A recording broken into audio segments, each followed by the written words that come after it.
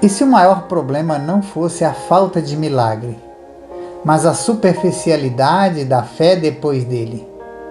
E se muitos estão sendo tocados por Deus, mas poucos estão sendo verdadeiramente transformados? Lucas 17 nos coloca diante de uma realidade desconfortável e profundamente reveladora. O capítulo começa com uma advertência séria de Jesus sobre o escândalo e o perdão. Ele declara que é inevitável que venham tropeços, mas ai daquele por quem eles vêm. Em seguida, ele exige algo que confronta diretamente o coração humano.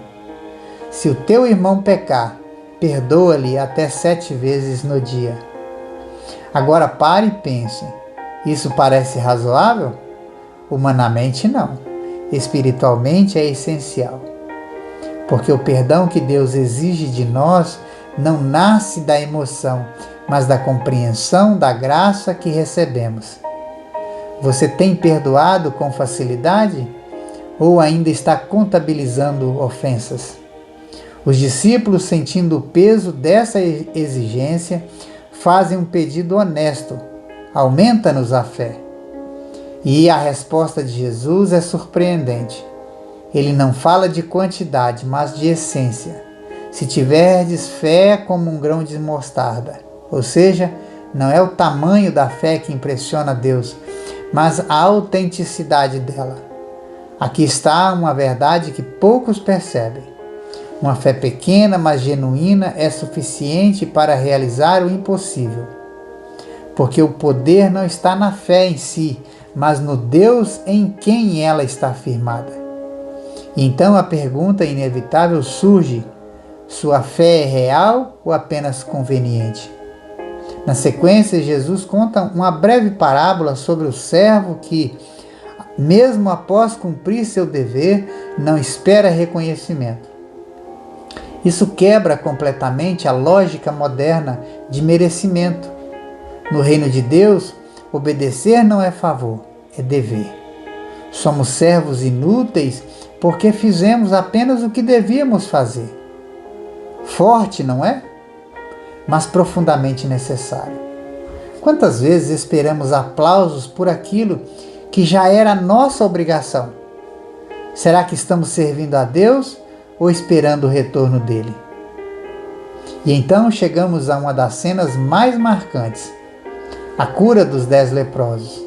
10 homens marginalizados, unidos pela dor, clamam por misericórdia.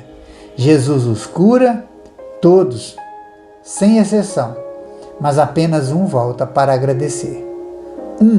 E era samaritano. Isso não é detalhe, é confronto. Aquele que era considerado estrangeiro, impuro, é o único que demonstra verdadeira fé.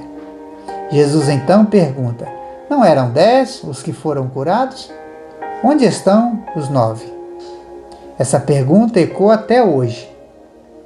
Em qual grupo nós estamos? Nos que recebem ou nos que retornam? E aqui está o ponto central. Os 10 foram curados fisicamente, mas apenas um foi salvo plenamente. A tua fé te salvou. Percebe a diferença? Milagre não é sinônimo de salvação. Bênção não é evidência de transformação.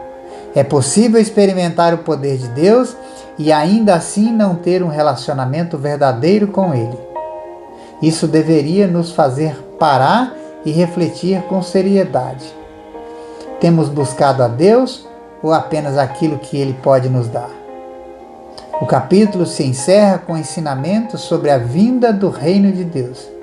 Jesus declara que o reino não vem com aparência exterior, não pode ser observado de forma visível ou controlado por expectativas humanas. O reino de Deus está entre vós. Isso muda completamente a perspectiva. O reino não é um evento a ser aguardado apenas no futuro, mas uma realidade presente que exige discernimento espiritual.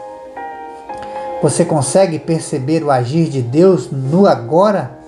Ou está esperando sinais espetaculares para crer?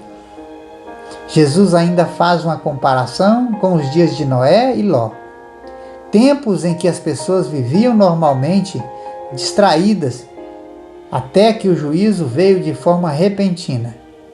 Isso nos leva a um alerta urgente. Estamos vivendo preparados ou distraídos? Estamos vigilantes ou acomodados? Porque o reino virá, e quando vier, não haverá tempo para ajustes. As implicações espirituais são claras e contundentes.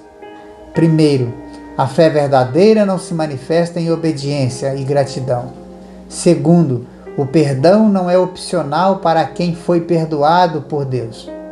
E terceiro, o reino de Deus não se limita ao futuro, ele exige resposta no presente. E por fim, nem todos que recebem algo de Deus estão de fato vivendo para Deus. Na prática, isso nos chama a uma revisão profunda de vida. Você tem cultivado um coração grato? Tem perdoado como foi perdoado? Tem servido a Deus com humildade ou com expectativas?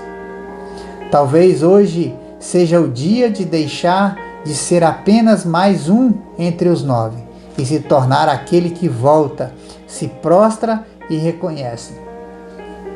Porque no fim, não se trata apenas de ser tocado por Deus, mas de ser transformado por Ele.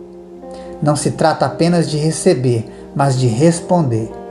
Talvez a pergunta que Jesus ainda faz seja: onde estão os outros?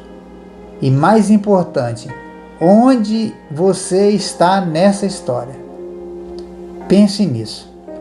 Que Deus te abençoe.